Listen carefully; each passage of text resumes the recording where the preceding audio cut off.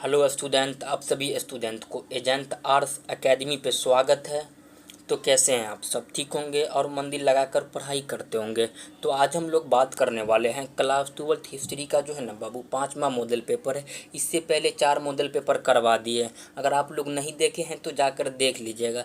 जो अति महत्वपूर्ण प्रश्न है ना वही प्रश्न करवाए हैं, जो बार बार बोर्ड एग्जाम में पूछे जाते हैं। उससे बाहर आपको कोई एक भी बाहर का प्रश्न नहीं मिलेगा बाबू देखने के लिए। तो आप लोग जो है ना सभी प्रश्न का जो है ना आंसर अच्छे से याद कर लीजिएगा। जो बार बार बोर्ड एग्जाम में पूछा जाता है ना वही सब करवाते हैं। उससे बाहर आपको कोई एक भी बाहर का प्रश्न नहीं मिलेगा बाबू। इससे पहले जो है ना 20 क्वेश्चन करवा दिए थे हम लोग, 20 क्वेश्चन हम लोग कर लिए थे। आज हम लोग जो है ना बाबू 21वां क्वेश्चन से स्टार्ट करेंगे। तो आप लोग जो है ना बाबू सभी प्रश्न का जो है ना आंसर कमेंट करिएगा, ताकि सभी प्रश्न आपको बहुत अच्छे से याद हो जाएगा। अगर आप लोग जो है ना बाबू इसका अगर PDF अगर लेना चाहते हैं तो टेलीग्राम पे जाके सर्च मारिएगा एजेंट आर्ट्स एकेडमी, तो वहाँ हमारा चैनल आ जाएगा। तो बाबू आप लोग उसमें अवश्य ज्वाइनिंग हो जाइए। क्लास खत्म होने के बाद जो है ना PDF जो हम टेलीग्राम पे प्रोवाइड करवा देते हैं, तो आप लोग टेलीग्राम पे ज्वाइनिंग हो जाइए।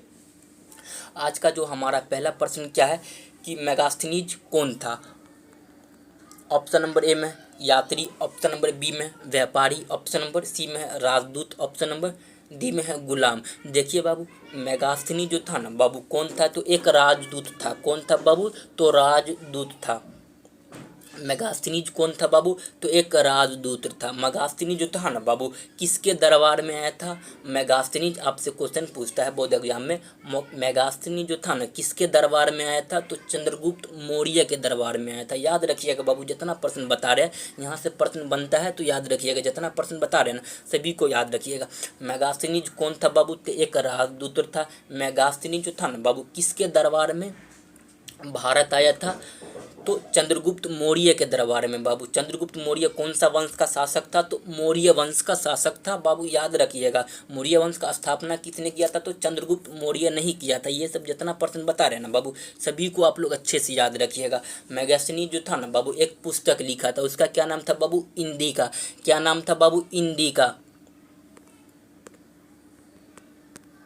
मेगास्थनी जो था ना बाबू एक पुस्तक लिखा था, उसका क्या नाम था बाबू? इंडिका नाम था। क्या नाम था बाबू? इंडिका नाम था। यह तो कई बार कितना बार ना बोर्ड एग्जाम में पूछा गया है बाबू, इसको भी याद रखिएगा। मेगास्थनीज कौन था? राजदूत था। किसके दरबार में आया था? चंद्रगुप्त मौर्य के दरबार में आया था। चंद्रगुप्त मौर्य जो है ना बाबू कौन सा वंश के शासक थे? तो मौर्य वंश के शासक थे। मेगास्थनी जो था ना एक पुस्तक लिखा था, उसका क्या नाम था बाबू? इंडिका नाम था। ये सभी को बाबू आप लोग अच्छे से याद करिएगा, यहाँ से प्रश्न बनता है, सभी को याद रखना आप लोग। तो चलिए क्वेश्चन नंबर 2 को देख लेते हैं। क्वेश्चन नंबर 2 में क्या? पंचशील वाले सिक्के जो है ना बाबू बने थे। ऑप्शन नंबर ए में है सोने के, ऑप्शन नंबर बी में है चांदी के, ऑप्शन नंबर सी में है तांबे के, ऑप्शन नंबर डी में है बी और सी दोनों। देखिए बाबू पंचशील वाले जो सिक्के जो है ना बाबू चांदी और तांबा के बने थे। किसके बने थे? तांबा और चांदी के बने थे। क्या हो जाएगा? तो ऑप्शन नंबर क्या हो जाएगा बाबू? डी हो जाएगा। क्या हो जाएगा? जो पंचशील वाले जो सिक्के थे ना बाबू चांदी और तांबा के बने थे। क्या हो जाएगा? ऑप्शन नंबर डी हो जाएगा बाबू। ये दोनों को याद रखिएगा। जो पंचशील वाले सिक्के थे किसके बने थे? चांदी और तांबा के बने थे। दोनों को याद रखिएगा। तो चलिए क्वेश्चन नंबर 23 को देख लेते हैं। जितना प्रश्न करवा रहे हैं ना बाबू जो अति महत्वपूर्ण प्रश्न है वही सब करवा रहे हैं। 23 क्या है कि भीष्म को जो है ना बाबू और के कौन सा नाम से जाना जाता था? ऐसे क्वेश्चन बनता है। इसमें क्या पूछा हुआ? भीष्म को जो है ना और क्या कहा जाता था, या भीष्म को ऐसे क्वेश्चन आएगा और कौन सा नाम से जाना जाता है। तो दोनों क्वेश्चन में आप लोग कंफ्यूज नहीं होइएगा। ऑप्शन नंबर ए में पार्थ, ऑप्शन नंबर बी में गंगापुत्र, ऑप्शन नंबर सी में है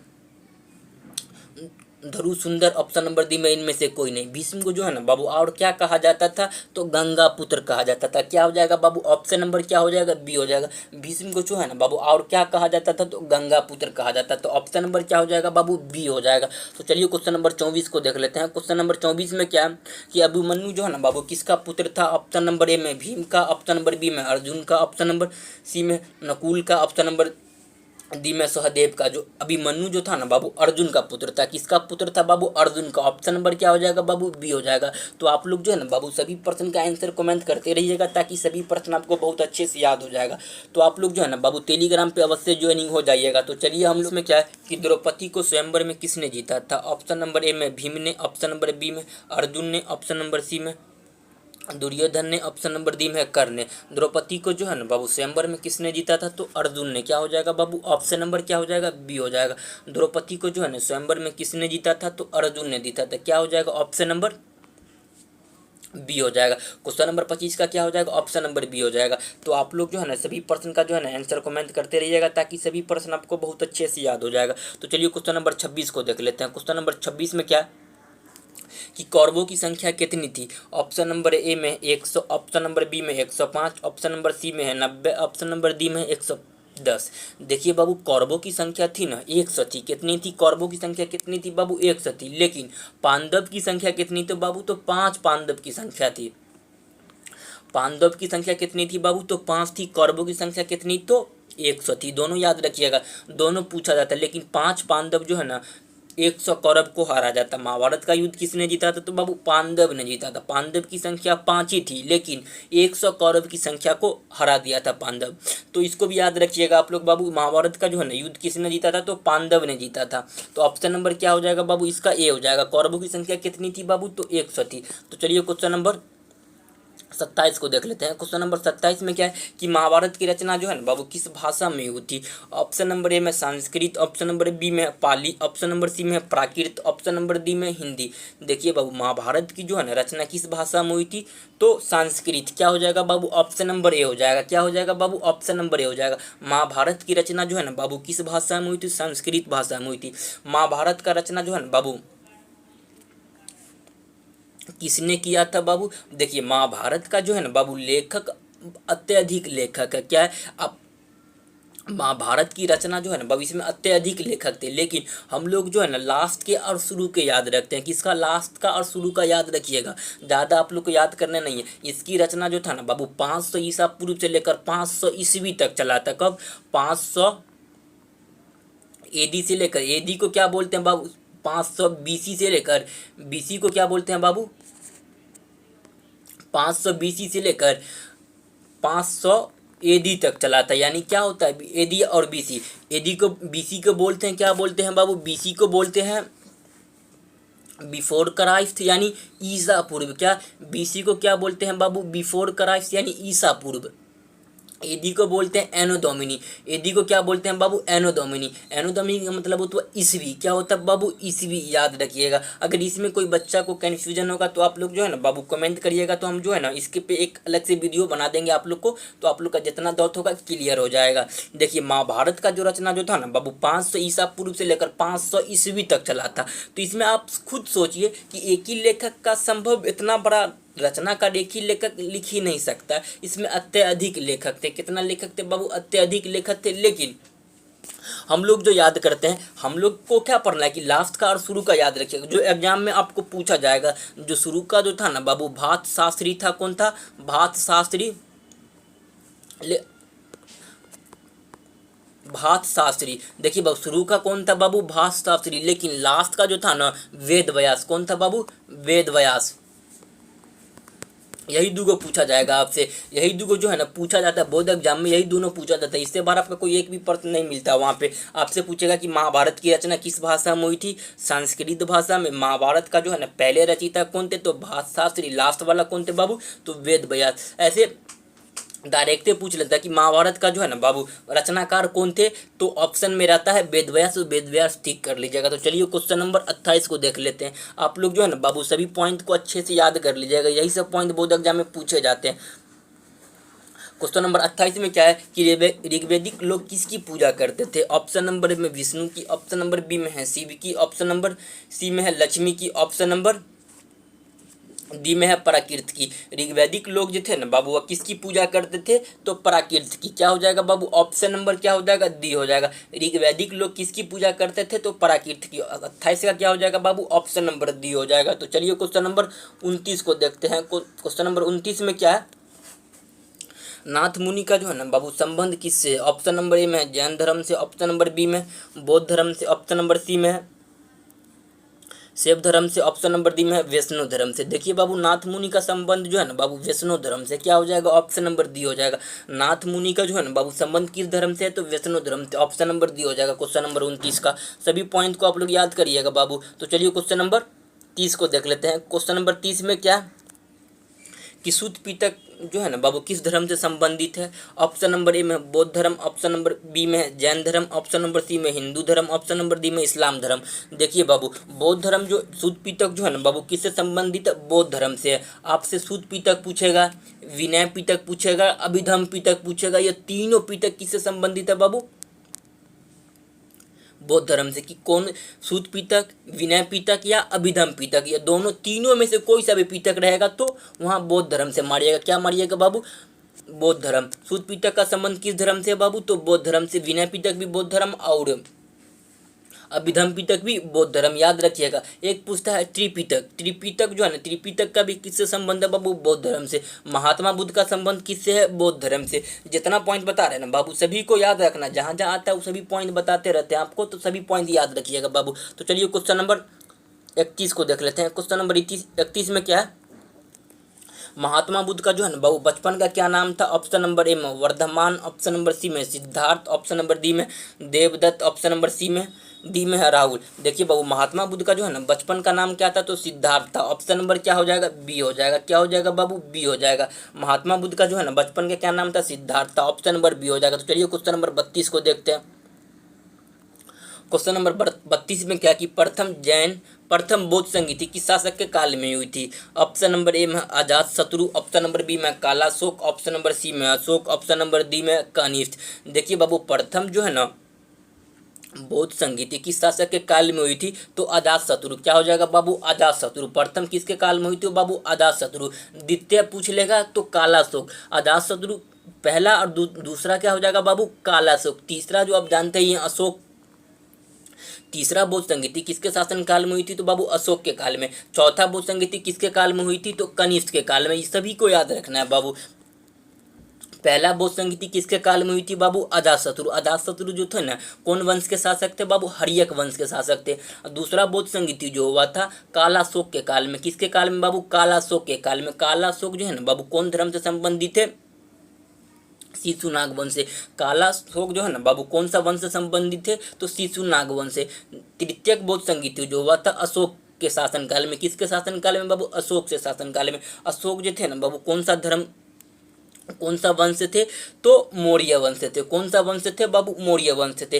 चौथा बौद्ध संगीति कनिष्क के शासनकाल में हुआ। कनिष्क जो था ना कौन सा वंश के थे? तो कुषाण वंश के थे। ये चारों पॉइंट को बाबू जो है ना बार बार, यह चारों पॉइंट से एगो क्वेश्चन रहता ही है बोर्ड एग्जाम में बाबू। चारों को आप लोग बहुत अच्छे से याद कर लीजिएगा। यही चारों जो है ना बार बार बोर्ड एग्जाम में पूछे जाते हैं। तो चलिए क्वेश्चन नंबर 33 को देख लेते हैं। क्वेश्चन नंबर 33 में क्या है कि महावीर ने प्रश्नार्थ के सिद्धांत में कौन सा नया सिद्धांत जोड़ा था? ऑप्शन नंबर ए में अहिंसा, ऑप्शन नंबर बी में ब्रह्मचर्य, ऑप्शन नंबर सी में सत्य, ऑप्शन नंबर डी में अपरिग्रह। देखिए बाबू, महावीर जो था ना बाबू प्रश्नार्थ के सिद्धांत में नया सिद्धांत क्या जोड़ा था? तो ब्रह्मचर्य को। ऑप्शन नंबर क्या हो जाएगा बाबू? बी हो जाएगा। महावीर जो है ना प्रश्नार्थ के सिद्धांत में जो कौन सा नया सिद्धांत जोड़ा था? तो ब्रह्मचर्य को जोड़ा था। किसको जोड़ा था बाबू? ब्रह्मचर्य को जोड़ा था। तो चलिए क्वेश्चन नंबर 34 को देख लेते हैं। क्वेश्चन नंबर 34 में क्या है कि प्राचीन भारत में धर्म की शुरुआत किस शासक ने की थी? ऑप्शन नंबर ए में Chandragupta Maurya, option number B में है अशोक, ऑप्शन नंबर सी में है कनिष्क, ऑप्शन नंबर डी में है समुद्रगुप्त। देखिए बाबू, प्राचीन भारत में जो है ना धर्म की शुरुआत किस शासक ने की थी? तो अशोक ने किया था। किसने किया था? तो अशोक ने किया था। आप सभी पॉइंट को अच्छे से याद रख लीजिएगा। यही सब पॉइंट जो है ना बार बार बोर्ड एग्जाम में पूछे जाते हैं। इससे बाहर आपको कोई एक भी बाहर प्रश्न नहीं मिलेगा बाबू देखने के लिए। तो आप लोग सभी प्रश्न का आंसर कमेंट करते रहिएगा। तो चलिए क्वेश्चन नंबर 35 को देख लेते हैं। क्वेश्चन नंबर 35 में क्या कि बुद्ध चरित्र की जो है ना रचना किसने की थी? ऑप्शन नंबर ए में कालिदास, ऑप्शन नंबर बी में अश्वघोष, ऑप्शन नंबर सी में बाणभट्ट, ऑप्शन नंबर डी में चाणक्य। देखिए बाबू, बुद्ध चरित्र का जो है ना रचना किसने किया था? तो बाबू अश्वघोष ने किया था। किसने किया था? अश्वघोष ने किया था। बुद्ध चरित्र का जो है ना रचना किसने किया था? तो अश्वघोष। क्या हो जाएगा? ऑप्शन नंबर बी हो जाएगा क्वेश्चन नंबर 35 का। तो चलिए क्वेश्चन नंबर 36 को देख लेते हैं बाबू। सभी को याद रखिएगा आप लोग। क्वेश्चन नंबर 36 में क्या है कि प्रथम जैन संगीति जो है ना कहाँ हुई थी? ऑप्शन नंबर ए में राजगृह, ऑप्शन नंबर बी में पाटलिपुत्र, ऑप्शन नंबर सी में सरनाथ, ऑप्शन नंबर डी में वैशाली। देखिए बाबू, प्रथम जो है ना जैन संगीति कहाँ हुई थी? पाटलिपुत्र में। कहाँ हुई थी बाबू? पाटलिपुत्र में। प्रथम जैन संगीति कहाँ हुई थी? पाटलिपुत्र में हुई थी। जैन धर्म के जो है ना संस्थापक कौन थे बाबू? तो महावीर स्वामी थे। कौन थे? महावीर स्वामी थे। इसको भी याद रखिएगा। तो चलिए क्वेश्चन नंबर 37 को देख लेते हैं। क्वेश्चन नंबर 37 में क्या है कि पावापुरी का जो है ना बाबू संबंध किस धर्म से है? ऑप्शन नंबर ए में बौद्ध धर्म, ऑप्शन नंबर बी में है जैन धर्म, ऑप्शन नंबर सी में है इस्लाम धर्म, ऑप्शन नंबर डी में है ईसाई धर्म। देखिए बाबू पावापुरी का जो है ना संबंध किस धर्म से था? तो जैन धर्म। क्या हो जाएगा बाबू? ऑप्शन नंबर बी हो जाएगा। क्या हो जाएगा? पावापुरी का जो है ना बाबू संबंध कौन सा धर्म से था? तो जैन धर्म से। ऑप्शन नंबर बी हो जाएगा। क्वेश्चन नंबर 37 का ऑप्शन नंबर बी। तो चलिए क्वेश्चन नंबर 38 को देख लेते हैं। क्वेश्चन नंबर 38 में क्या है? कादम्बरी के जो है ना बाबू लेखक कौन थे? ऑप्शन नंबर ए में बाणभट्ट, ऑप्शन नंबर सी में बी में है कालिदास, ऑप्शन नंबर सी में कौटिल्य, ऑप्शन नंबर डी में अश्व घोष। देखिए बाबू कादम्बरी के जो है ना लेखक कौन थे? तो बाणभट्ट। ऑप्शन नंबर क्या हो जाएगा? ए हो जाएगा। क्वेश्चन नंबर 38 का क्या हो जाएगा? क्वेश्चन नंबर ए हो जाएगा। कादम्बरी के लेखक कौन थे? तो बाणभट्ट। तो चलिए क्वेश्चन नंबर 39 को देख लेते हैं। क्वेश्चन नंबर 39 में क्या? वासवन्ना जो है ना बाबू किस आंदोलन ने शुरू किया? तो ऑप्शन नंबर में वैष्णव, ऑप्शन नंबर सी में बी में है सेब, ऑप्शन नंबर सी में सिक्का, ऑप्शन नंबर डी में वीर और सेव लिंगायत। जो है ना वासवन्ना जो है ना बाबू कौन सा आंदोलन किया था? वीर सेव और लिंगायत आंदोलन के जनक कौन थे बाबू? तो वासवन्ना थे। कौन थे? वासवन्ना। ऑप्शन नंबर क्या हो जाएगा बाबू? डी हो जाएगा। वासवन्ना जो है ना वीर और लिंगायत आंदोलन के जो है ना बाबू जनक कौन थे? तो वासवन्ना थे। क्वेश्चन नंबर 39 का ऑप्शन नंबर डी हो जाएगा। तो चलिए क्वेश्चन नंबर 40 को देख लेते हैं। आज का जो हमारा लास्ट पर्सन क्वेश्चन नंबर 40 ही है। क्वेश्चन नंबर 40 में क्या है? आईने अकबरी के जो है ना कितनों भागों में विभक्त था? ऑप्शन नंबर ए में 2, ऑप्शन नंबर बी में है 3, ऑप्शन नंबर सी में है 4, ऑप्शन नंबर डी में है 5। देखिए बाबू आईने अकबरी जो था ना कितने भागों में विभक्त था? तो 5 भाग में विभक्त था। आईने अकबरी कितने भाग में विभक्त था? तो 5 भाग में विभक्त था। आईने अकबरी के अनुसार भूमि कितने भाग में विभक्त था? तो 4 भाग में विभक्त था। बाबू ये दोनों को याद रखिएगा, दोनों में से एगो प्रश्न आता है। आईने अकबरी जो है ना कितने भाग में विभक्त था? तो 5 भाग में विभक्त था। आईने अकबरी के अनुसार भूमि को जो है ना बाबू कितने भागों में बांटा गया था? तो 4 भाग में बांटा गया था। आईने अकबरी का जो है ना बाबू लेखक कौन था? तो अबू फजल था। कौन था? अबू फजल। आईने अकबरी का लेखक कौन था? तो बाबू अबू फजल। आप लोग सभी प्रश्न का जो है ना जितना बताए हैं बाबू आप लोग सभी प्रश्न का जो है ना आंसर अच्छे से याद कर लीजिएगा। आप लोग जो है ना टेलीग्राम पे अवश्य ज्वाइनिंग हो जाइएगा, ताकि जितना PDF जो है ना बाबू हम टेलीग्राम पे प्रोवाइड करा देते हैं। क्लास खत्म होने के बाद जो है ना टेलीग्राम पे आपको PDF मिल जाएगा। तो आप लोग जो है ना बाबू PDF ले लीजिएगा टेलीग्राम से। तो चलिए हम लोग मिलते हैं नेक्स्ट क्लास में। तब तक के लिए जय हिंद, जय भारत।